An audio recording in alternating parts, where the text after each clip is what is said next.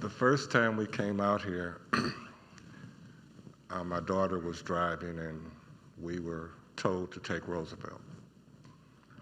So we started, but I'm an ex-cab driver, so I know there's a better way, right? So we found the expressway, we were panicking, and it worked out. So the trips after that have been quite well. They worked out well. My daughter was with us, my wife was there, and everything was fine. Well, today, my wife said, I have this cold and I can't shake it and I'm not going to make it. And my daughter said, I have an appointment and I forgot all about it. And I said, oh, cool. I've got Google. Google decided to put me on Roosevelt Road again. I couldn't believe it. And then I stopped and I looked and it said, I'm telling you, the traffic is bad on the expressway. This is what we're going to do. I said, I'm a minister. I'm going to speak at a church. I'm going to have faith. So now I know that you go from Cook to DuPage to Kane. Everything worked out really well, even better than I thought, because my grandchildren are here today. That's always wonderful. And the one from Chicago surprised me today, and he came with his lovely partner. So thank you for being here. I appreciate you guys. And I appreciate this family too. In most Christian denominations, today is the observation of Palm Sunday. Now, it's the final Sunday in the Lenten season before the resurrection event. It is the beginning of Holy Week. But the idea of a holy period is not unique to Christianity. We find similar periods in other religions. In Islam, Ramadan; Judaism, Yom Kippur; Hinduism, Navaratri; Buddhism, Vasa; and Sikhism, Matcha. And Ramadan features fasting and a time for spiritual reflection through prayer and self-discipline. Yom Kippur, a time for repentance and atonement, marked by fasting, prayer, and reflection on one's actions. Navaratri, an observation that includes fasting, prayer, and meditation. And Vasa, the Buddhist Lent, a period of intensified meditation and study. And then finally, Maya, encouraged to engage in spiritual practice and reflections on their teaching. And then, of course, Lent, we all know, is the Christian period of fasting, reflection, and abstention, symbolized by giving up a personal pleasure for the duration of the period. Now, I want to stop here just for a second, and I may have shared this with you before, but my mother, who no longer is on this plane, she is out there in the universe somewhere, she would take Lent very seriously. And she would prove that she could give something up for Lent.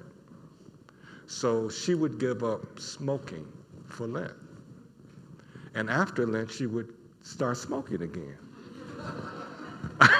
I could never really figure it out why she did it. And she says, I just do it to let it be known that I can do it. Some of us work that way, I guess. But you may notice some similarities between those periods, such as fasting, spiritual reflection, prayer, and abstention. Each are part of an organized religious system, each offering two phases of commitment. All of these religions, all of these periods culminate in a celebration, such as Easter Sunday. Easter is symbolic of the culmination of both external and internal commitments. The external presents as the most attended Sunday church service of the year in the United States. The internal is the resurrection of one's spiritual wholeness. And while it would seem that the culmination event could be the final act. That is not the case when we look deeper into the purpose of the period. While each of the various religious events have fasting and prayer and meditation as part of the prescribed activities, the purpose of the prescription is much more fulfilling than the joy of the celebration. The true purpose of the prayer, meditation, study, and abstention and fasting is more for inner connection than for the exuberance that is celebrated at the end of the period. While the pageantry of celebrations such as the Easter parade signals the end of the high holy period, others say that's not enough. In my mother's case, she said, that's the end and let me go back to what I do. There are others that are reminded that their commitment during the period is to continue, maybe in somewhat a less physical or outward degree of display of the rituals, but nevertheless to continue. That is, if they're able, if they desire, if they want to achieve the goals set forth by those that originally defined the spiritual path of interconnection. It always works. I have here, tell an internet story. And of course, the story that was read today talked about what? The internet, right? It always happens. Well, most of us, as I look out, let me say many of us, were around before the internet. And we use things like dictionaries, encyclopedias, and libraries to get the information we needed to create whatever we wanted to create. And then, of course, the internet came, and everything was just a mouse click away, right? You could find everything that you wanted to find. And then evolution continues, and of course, now what we have is Chat GPT. Now, I say that because the next piece I'm going to share with you is from Chat GPT. The founders of Buddhism, Christianity, and Islam did not necessarily set out with the intention of starting a new religion, not in the modern sense. Their teachings and experiences led to the emergence of these religions over time. Their messages resonated with followers, leading the followers to organize religions. Let's just think on that for a minute. So they didn't start out to create a religion. They started out to share ideas that they thought were important to make a life better. And then their followers said, you know, that's not enough.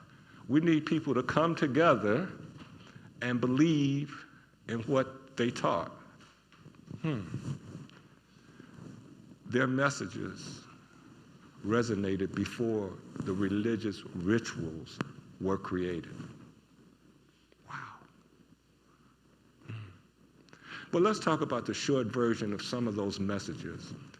In Buddhism, Buddha, nature, is the essence of waking within each individual, awakening within each individual.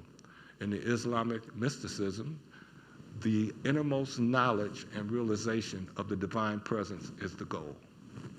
In Christianity, at least metaphysics Christianity, the practitioner seeks conscious interconnection with the indwelling presence known to many as the Christ and to some by the name Holy Spirit. In Jewish mysticism, Kabbalah, conscious connecting with the divine spark that represents the aspect of God within each one is the goal. And in the Tao, it involves recognizing and aligning oneself with their true inner essence. In Hinduism, believed to be the oldest religion, Atman refers to the individual soul or self, and realizing one's Atman is a central goal of the Hindu spiritual practice.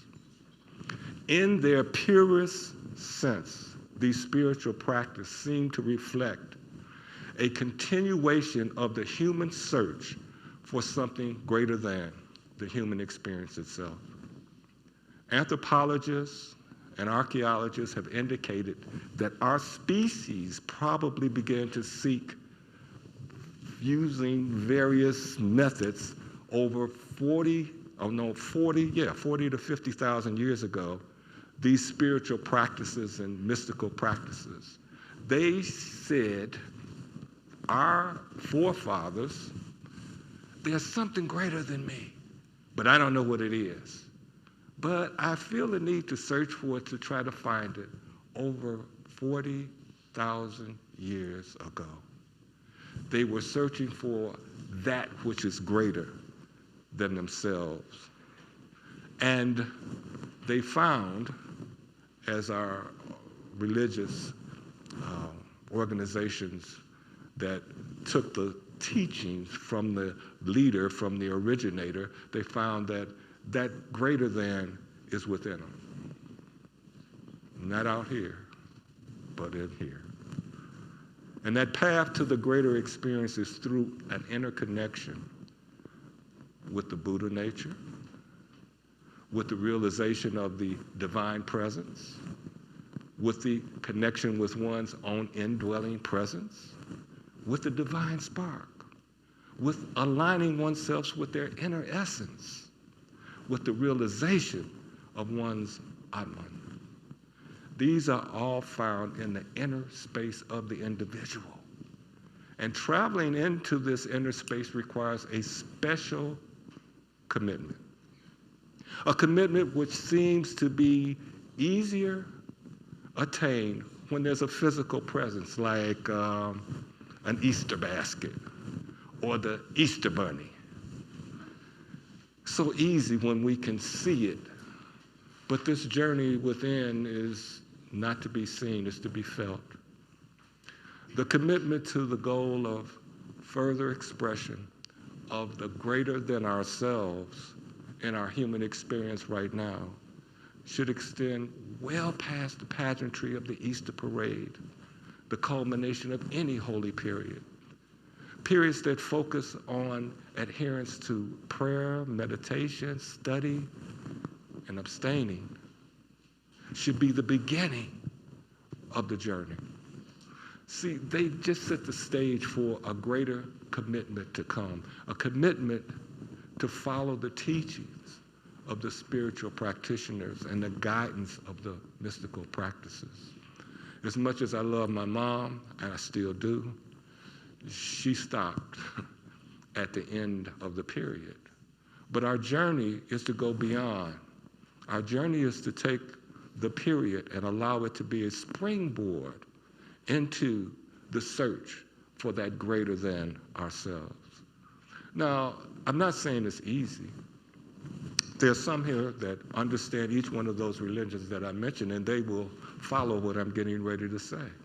Some will say, I don't have the type of strength to stand against persecutions like some of the founders did. I'm uncomfortable with the thought of giving up my royal status like one of the founders did.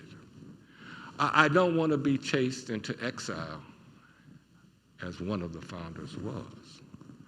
But we do well to remember that those are mere external acts, which later evolved into symbolic overcomings cited as important by the followers of the various practices. What does that mean? It was beautifully said. It was beautifully written. I didn't write it, so it was beautifully written. I did write it, but that's okay.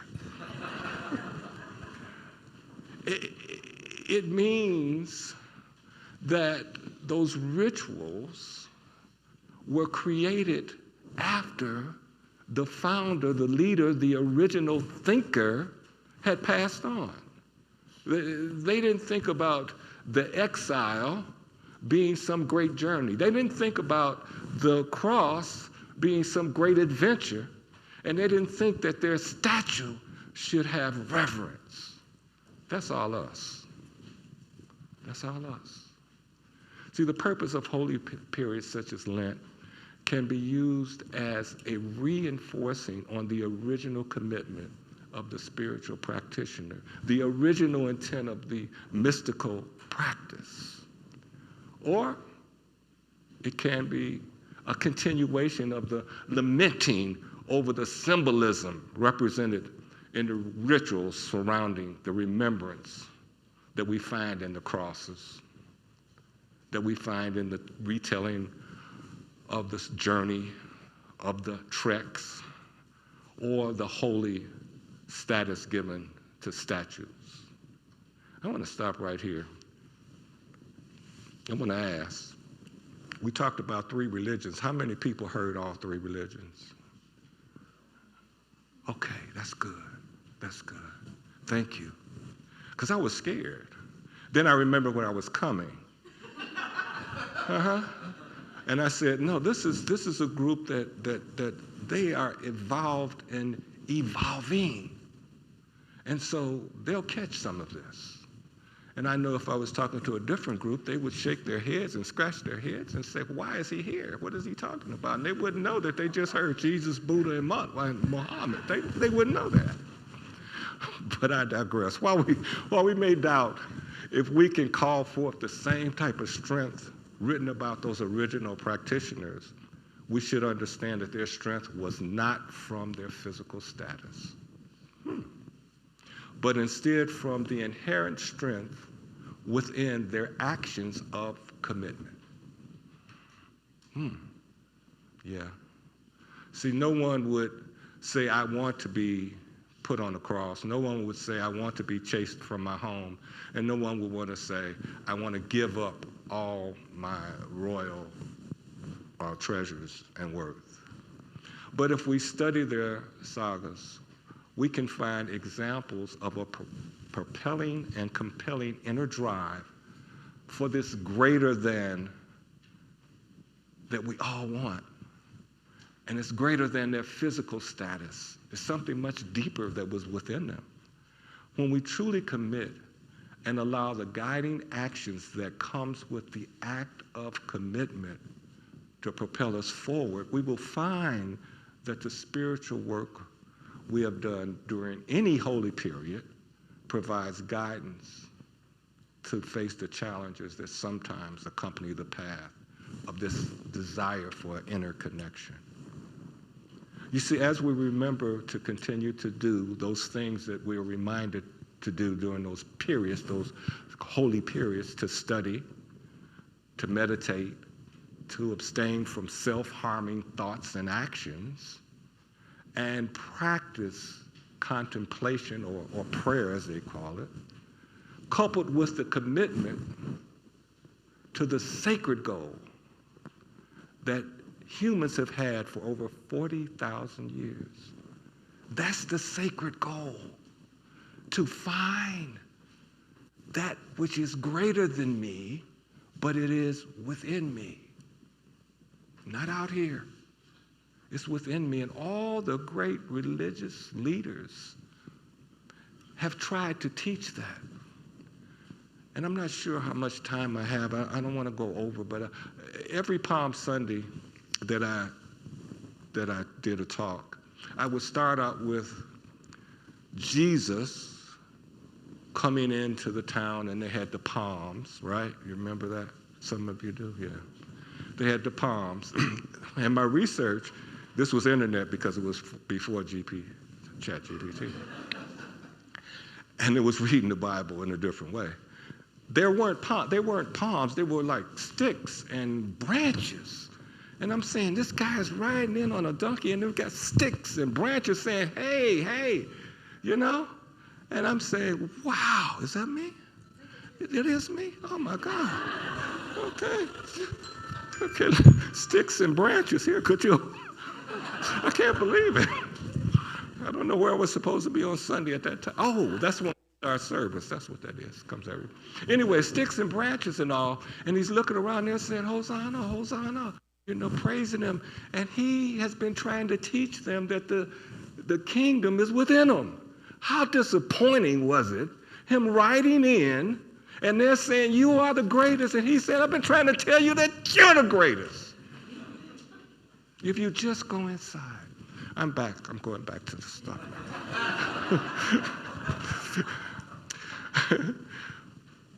40,000 years of conscious connection with that which is greater than ourselves. Think about that. This is not new, us searching to find that greater, that something, that God, some people call it. And to know that these religious leaders, these originators of the religion were all trying to tell us it's inside of you. It's inside of you. And when you meditate and when you go through a holy period, it's time to realize that it's inside of you. It's inside of you. Wow. When we can do that, we will find the strength that's within the act of commitment. So once I commit to the idea that the greater than is inside of me waiting to come out, there's a commitment that I make and there's a strength that comes with it, the strength that those three leaders had to do what seems impossible to do. To go to the end and be put on the cross, to be chased out of your home, to give up all that you own. It's the commitment that allows us to do it. It's not some special human strength. It's the commitment that allows us to do it. And when we do that, some good things happen. We're lifted out of that self-persecuting thinking. We erase the dependence on the external status, and it guides us away from any idea of exile or separation into the fullness of our divine human experience. Now, as we begin this final week of the Lenten season, let's remember, however we may or may not have observed this symbolic period, it is a period that can still serve as a reminder or a launch point for our connection with humanity's search of that greater than presence. It is a period that can provide opportunity to commit to following the path those spiritual practitioners and mystical practices laid down at the beginning, the ones that preceded organized religion, the ones that preceded even our own personal quest to find the greater than. As we remember that they shared teachings of an inner presence of the greater than with all, listen, with all who had ears. You didn't have to be one of their followers to get the message. They just gave the message. They just gave the message. And you could get it if you listened. And they did this long before their followers, who said they were following the teachings, created those rituals around the followers' interpretation of the teachings. Let me give that some thought.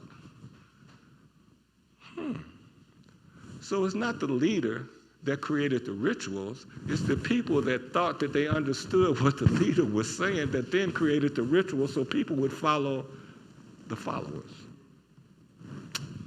At the end of any holy period's